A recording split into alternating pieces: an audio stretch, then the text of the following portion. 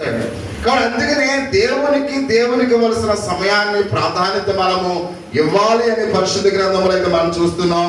ఈ విషయాన్ని కొండ మీద ప్రసంగంలో ఆయన మాట్లాడుతూ, ప్రియ సహోదరి సహోదర 6వ అధ్యాయము మత్తయి సువార్త 31 నుంచి 33 వరకు కొన్ని వచనాలు మనం చూసినట్లయితే ఆయన అంటూ ఉన్నాడు, కాబట్టి ఏమి తిందమో ఏమి త్రాగుదమో ఏమి ధరించుకుందామో అని చింతింపకుడి.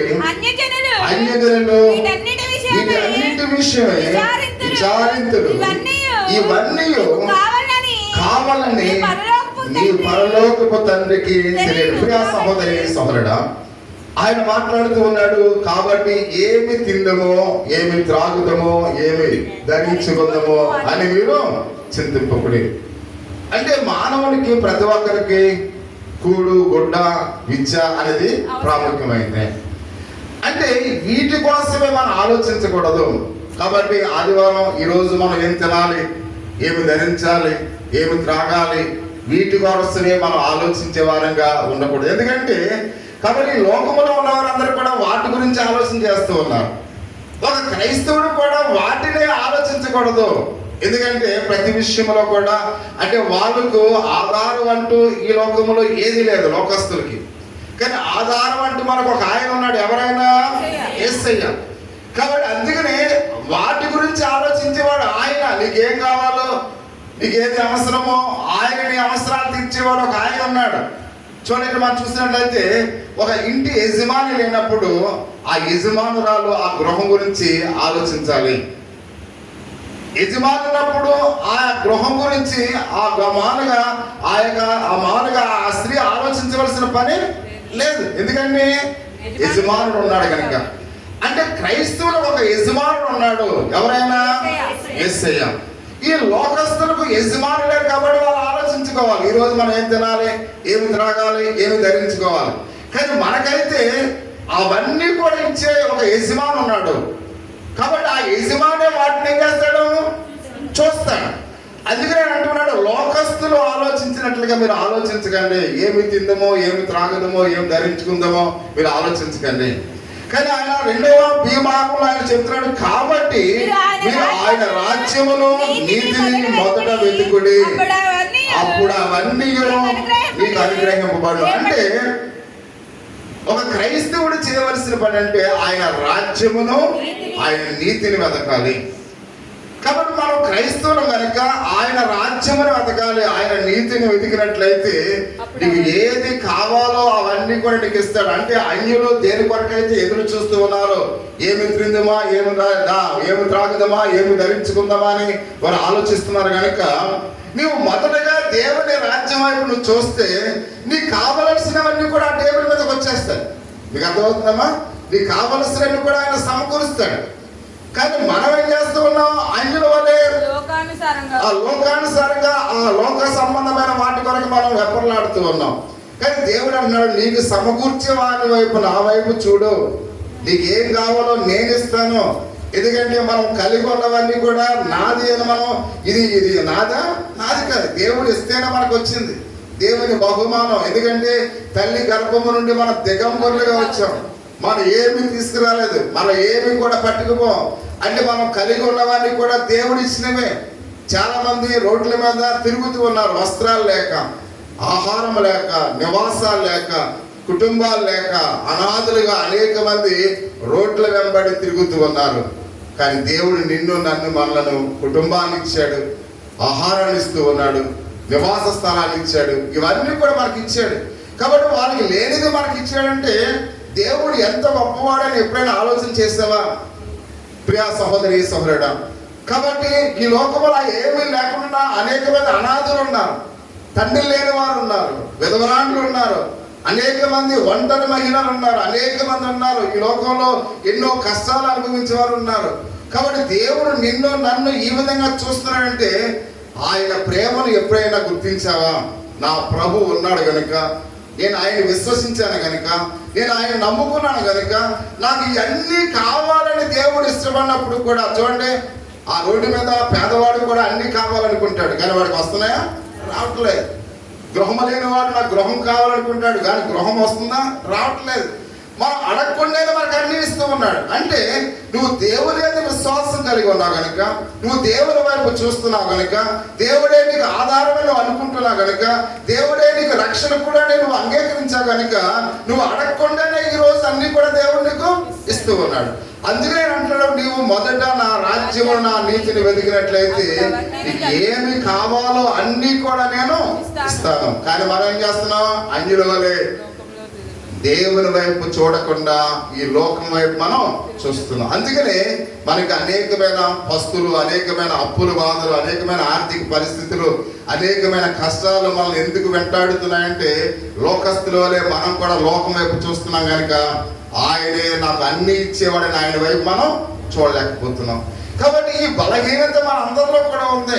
కాబట్టి అందుకనే అనేకమైన కష్టాలు మనం అనుభవిస్తున్నాం.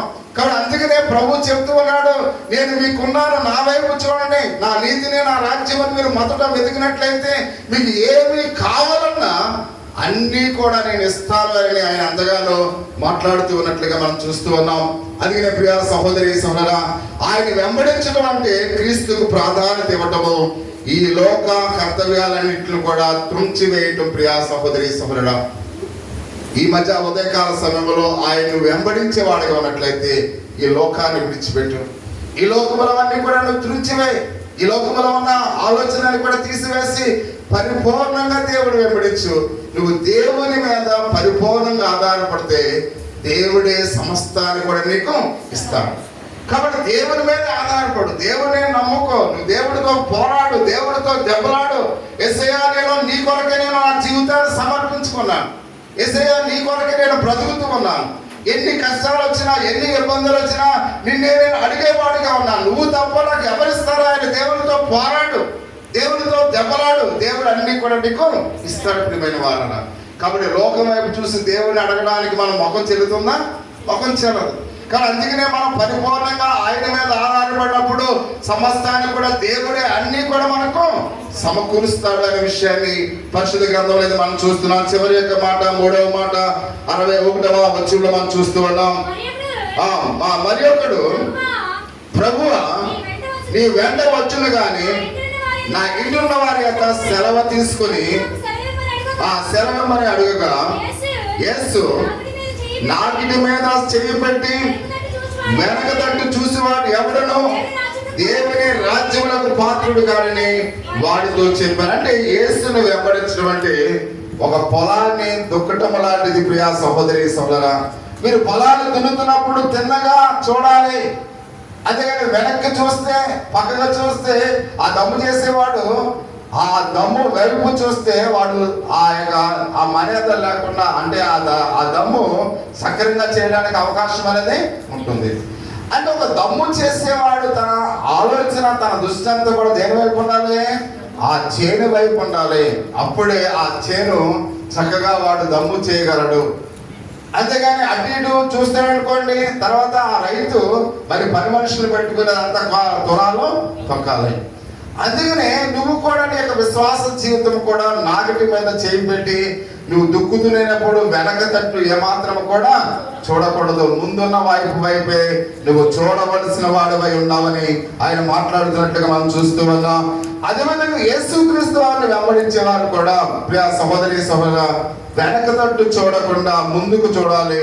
పరలోక రాజ్యము నిత్య రాజ్య నివాసులుగా ఆ పరలోక రాజ్యం అయిపోయి మన కనుదృష్టి ఉంచాలి అని ఆయన మాట్లాడుతున్నట్లుగా మనం చూస్తున్నాం.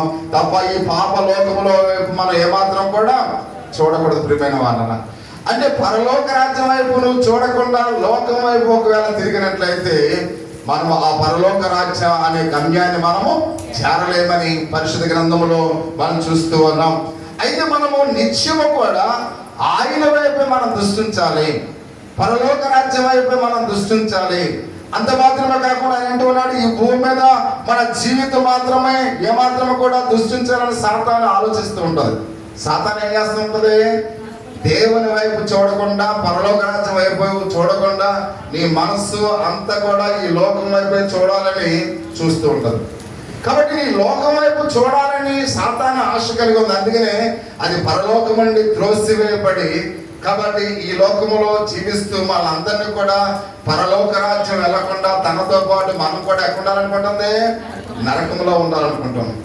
కాబట్టి కొంతమంది మనుషులు కూడా అదే ఆలోచన, నేను ఎలా పాడైపోయాను కాబట్టి వీళ్ళకి కూడా పాడైపోవాలి, కాబట్టి నాకు నష్టం జరిగింది కాబట్టి వీళ్ళకి కూడా నష్టం జరగాలి. కాబట్టి ఎలాంటి ఆలోచన అంటే అవి ఎవరి ఆలోచనలు? సాతాను యొక్క ఆలోచన. నేను నష్టపోయినా నా పొరుగు వారు బాగుండాలి. కాబట్టి ఎప్పుడు కూడా మన పొరుగు వారు మంచి కొరకే మనము బ్రతకాలి, మాట్లాడాలి. అంతేగాని మనం నాశనం అయిపోవాలి, ఎదుటి వాళ్ళు కూడా నాశనం అయిపోవాలి అనే ఆలోచన, అది సాతాను యొక్క ఆలోచన. ప్రియ సహోదరి సహోదరుడా, కాబట్టి అందుకనే ఇక్కడ మనం చూసినట్లయితే, కాబట్టి మన జీవితాలు మనం పొరపాటు మనం ప్రశ్నించుకున్నట్లయితే, మనము మన యొక్క జీవితం ఒకసారి ఆలోచన చేసినట్లయితే ఎలా ఉంటుంది? అందుకని అంటాడు గలతీయులకు రాసిన పత్రిక 5వ అధ్యాయము 19 నుంచి 21 వచనాల్లో మనం చూసినట్లయితే కొన్ని మాటలు మనం చూస్తూ ఉన్నాం. శరీర కార్యములు స్వస్థమైన